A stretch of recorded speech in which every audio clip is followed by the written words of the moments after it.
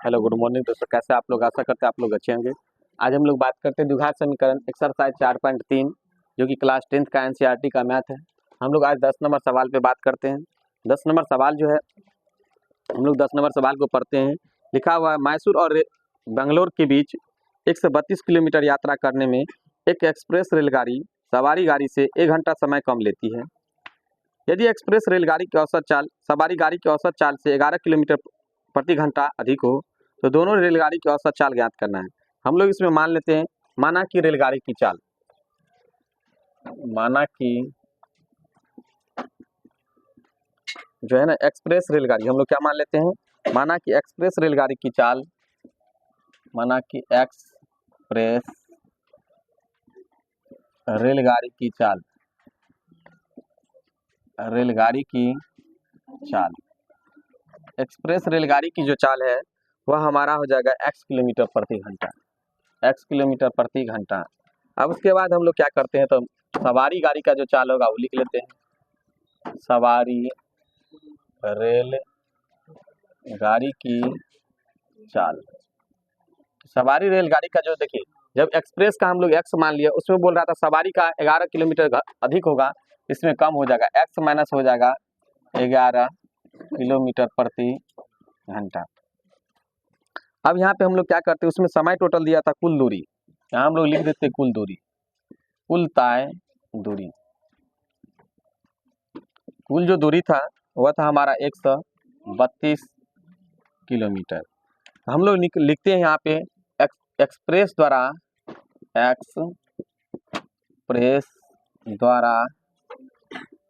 लिया समय, एक्सप्रेस द्वारा लिया गया समय, एक्सप्रेस द्वारा जो समय लेगा तो समय बराबर होता है दूरी बटा चाल, दूरी बटा चाल। तो दूरी हो गया हमारा 132 किलोमीटर और चाल हो गया हमारा x, ये हो गया हमारा अब जो है ना किलोमीटर से यहाँ हो जाएगा घंटा। क्या हो जाएगा ये हमारा घंटा, 132 बटा x घंटा हो गया। अब हम लोग लिखते सवारी गाड़ी द्वारा, सवारी रेलगाड़ी द्वारा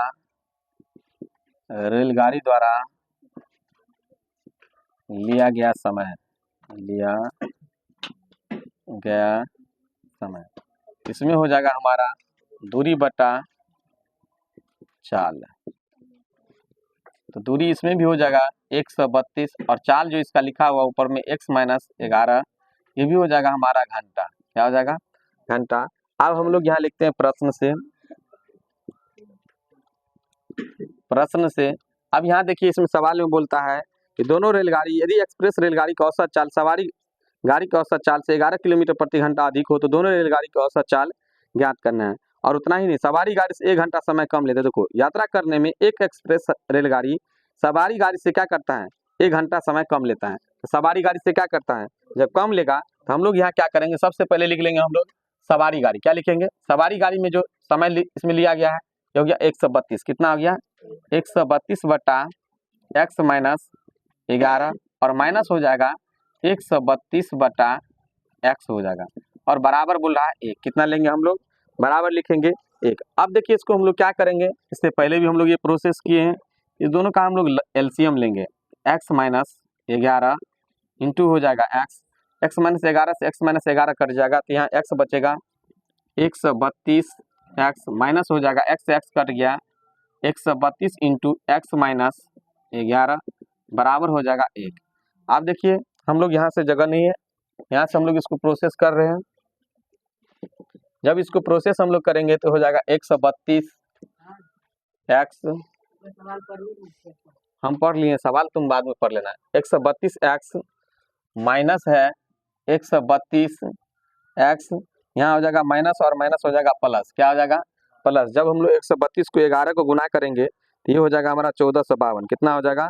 1452 होता है। कितना होता है? 1452 हो जाएगा, 1452 हो गया। उसके बाद जब इसको हम लोग क्या करते हैं, नीचे में लिखते हैं, तो ये नीचे वाला जो इसका है, इसको हम लोग x को गुना करेंगे, कितना हो जाएगा x² और यहाँ हो जाएगा 11x बराबर हो जाएगा यहाँ पे 1।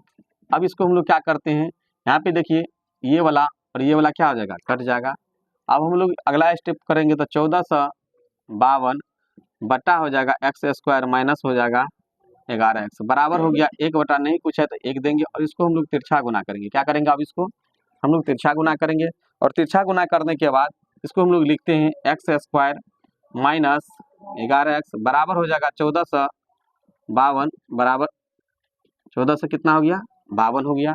अब हम लोग यहाँ क्या करते हैं एक्स स्क्वायर माइनस यहाँ लिखते हैं 11x इसको इधर लाते हैं 1452 बराबर 0। आप देखिए इसको हम लोग क्या करते हैं गुना करेंगे। क्या करेंगे जब गुना करेंगे तो 14 से कितना होगा माइनस में 52 और जोड़ करके हमको लाना है माइनस में 11x कितना लाना है माइनस में कितना लाना है 11x लाना है। तो आप यहाँ पे समझिए कि जब हमको यहाँ भी माइनस लाना है और यहाँ भी क्या लाना है माइनस, हम लोग यहाँ क्या करते हैं तो यहाँ लिखते हैं एक्स स्क्वायर यहाँ लिखते हैं 44x कितना लिखते हैं और यहाँ जो है ना प्लस में कितना 33 और माइनस में हो जाएगा 14 से कितना 52 बराबर 0। इसका मतलब ये हुआ कि जब हम लोग 44 को 33 को घटाएंगे तो यहाँ माइनस में 11 आ जाएगा और 44 को 33 को गुना करेंगे 14 से कितना हो जाएगा 52 माइनस में हो जाएगा।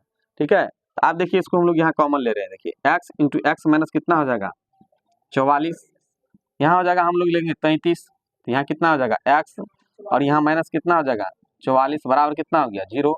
तो आप देखिए यहाँ पे x प्लस कितना हो जाएगा 33 और इस दोनों में से x माइनस कितना 44 बराबर कितना हो गया 0। तो देखिए x प्लस 33 बराबर 0 और यहाँ लिखेंगे x माइनस 44 बराबर 0। तो यहाँ हो जाएगा मेरा x बराबर माइनस कितना 33 तो माइनस वाला तो आंसर ही नहीं होगा x बराबर कितना 44। इसका मतलब हो गया कि यहाँ जो हम लिखे हैं एक्सप्रेस गाड़ी की चाल किसका लिखे हैं एक्सप्रेस गाड़ी की चाल लिखे ना यहाँ हम लोग लिख देते हैं अतः एक्सप्रेस गाड़ी की चाल अतः एक्सप्रेस गाड़ी की चाल एक्सप्रेस जो गाड़ी थी उसकी चाल कितना मेरा निकल गया चाल निकला 44 किलोमीटर प्रति घंटा और सवारी गाड़ी का कितना निकला सवारी गाड़ी का चाल कितना निकला सवारी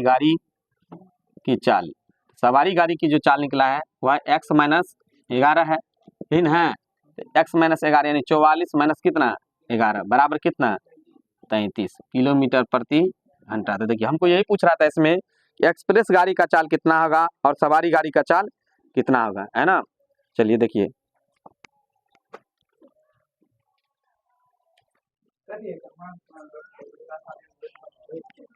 चलो देखो अब हम लोग बात करते हैं कितना 11 नंबर सवाल कितना 11 नंबर सवाल पे हम लोग बात करते हैं। 11 नंबर सवाल कह रहा है कि दो वर्गों के क्षेत्रफल का योग 468 मीटर स्क्वायर है।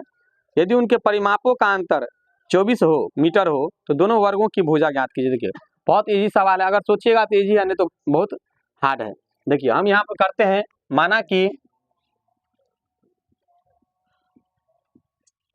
माना कि पहला वर्ग की भुजा पहला वर्ग की भुजा हम लोग x मीटर मानते हैं। क्या मानते हैं x मीटर और दूसरा वर्ग का भुजा मानते हैं दूसरा वर्ग की भुजा हम लोग मान लेते हैं y मीटर। क्या मान लेते हैं y मीटर। आप देखो यहाँ पे बोल रहा था वर्गों का दो वर्गों के क्षेत्रफल का योग 468 है। वर्गों का क्या क्षेत्रफल बराबर क्या होता है बताओ भुजा स्क्वायर। क्या होता है भुजा स्क्वायर। हम लोग लिखते नहीं हम लोग डायरेक्ट लिखते हैं। देखो यहाँ पे कि यहाँ लिखते हैं एक्स स्क्वायर प्लस क्या वाई स्क्वायर बराबर कितना है 468। यहाँ पे कितने आदमी को समझ में आया इसीलिए यहाँ नहीं आया होगा समझ में कि वर्ग का क्षेत्रफल होता है भुजा स्क्वायर। क्या होता है भुजा स्क्वायर।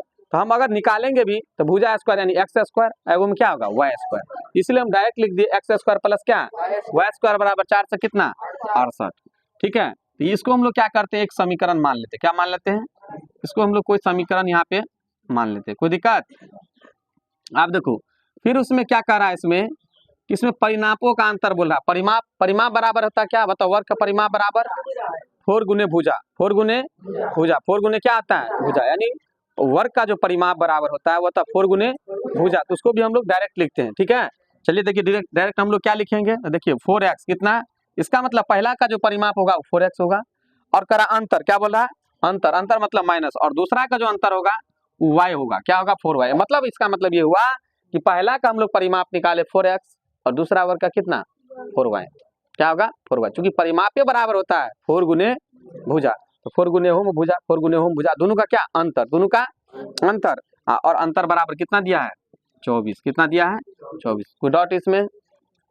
चलिए अब देखिए हम लोग इसको क्या करते हैं, यहाँ इसमें हम लोग पहले एक बार क्या करते देख लिए, 4x माइनस में 4y, इसको बराबर की साइड ले, माइनस में कितना हो गया 24 बराबर कितना 0। देखिए इसमें हम लोग 4 कॉमन ले लेते, ठीक है।